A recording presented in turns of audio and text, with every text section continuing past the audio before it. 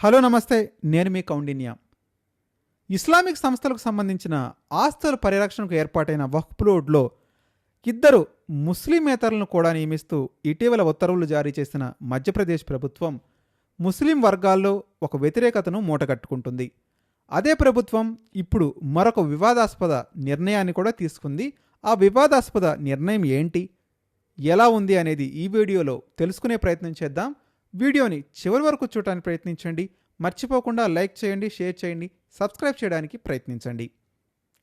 ముస్లిం వర్గాలందరిలోనూ ఆదరణ పొందే విధంగా ఉందా, జేజేలు కొట్టించుకునే విధంగా ఉంటా అంటే అవును అనే సమాధానం ఇస్తుంది ఈ కొత్త చట్టం. మధ్యప్రదేశ్లో తాజాగా కేబినెట్ ఆమోదంతో శాసనసభ ఎదుటకు రానున్న కొన్ని కీలకమైన బిల్లుల్లో ముస్లింలకు సంబంధించిన బిల్లు కూడా ఒకటి ఉంది. ఇస్లాం పద్ధతులు, ఆచారాల్లోని నికా హలాలాను రద్దు చేయడానికి మధ్యప్రదేశ్ ప్రభుత్వం నిర్ణయం తీసుకుంది. ఇక శాసనసభ ఆమోదం మాత్రమే మిగిలి ఉంది. నిజానికి ముస్లింలు ఆందోళన గురిచేసేలా కేంద్ర ప్రభుత్వం తీసుకువచ్చిన కొత్త చట్టాలను అమలు చేయడంలో మధ్యప్రదేశ్ ప్రభుత్వం మరింత దూకుడుగా వ్యవహరిస్తుంది. గతంలో కేంద్రం చట్టం చేసిన ముస్లింలకు సంబంధించిన వక్ఫ్ బోర్డుల్లో ఇద్దరేసి ముస్లిమేతరులను నియమించాలనే పద్ధతి దేశవ్యాప్తంగా అనేక ఆందోళనలకు దారితీసింది. ఏపీ, తెలంగాణ సహా చాలా రాష్ట్రాలు ఈ పద్ధతిని అమలు చేయడానికి ముందుకు రావడం జరగలేదు. అయితే మధ్యప్రదేశ్ ప్రభుత్వం మాత్రం తొలి రాష్ట్రంగా దీన్ని పాటిస్తూ ఇటీవల ఏర్పాటు చేసిన వక్ఫ్ బోర్డులో ఇద్దరు హిందువులకు చోటు కల్పించడం జరిగింది.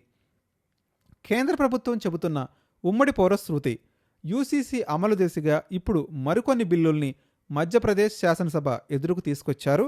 బహుభార్యత్వం, ట్రిపుల్ తలాక్, నికా హలాలాలను పూర్తిగా నిషేధించనున్నారు. నిజానికి నికా హలాలా పట్ల ముస్లింల్లోనే తీవ్రమైనటువంటి అభ్యంతరాలున్నాయి. ఇది చాలా వివాదాస్పద ఆచారంగా చెప్తుంటారు. దీని ప్రకారం ముస్లిం దంపతులు విడాకులు తీసుకున్న తర్వాత మళ్ళీ ఆ ఇద్దరే మరొకసారి వివాహ బంధంలోకి ప్రవేశించాలని అనుకుంటే ఈ నికా హలాలా నిబంధన తప్పనిసరిగా పాటించాలి. మళ్ళీ పెళ్లి చేసుకునే ముందు ఆ మహిళలకు మరో పురుషుడితో వివాహం కావాలి. నిజమైన వైవాహిక బంధం ఏర్పడి ఉండాలి.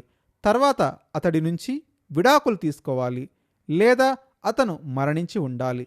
ఆ తర్వాత కూడా ఇద్దత్ నిర్ణీత వ్యవధి పూర్తయ్యాక తిరిగి పాత భర్తను పెళ్లి చేసుకోవచ్చు. అంటే విడాకుల తర్వాత ఆ భర్తనే మళ్ళీ పెళ్లి చేసుకోవాలి అనుకుంటే మధ్యలో మరొక భర్తను కలిగి ఉండటం తప్పనిసరి అన్నమాట.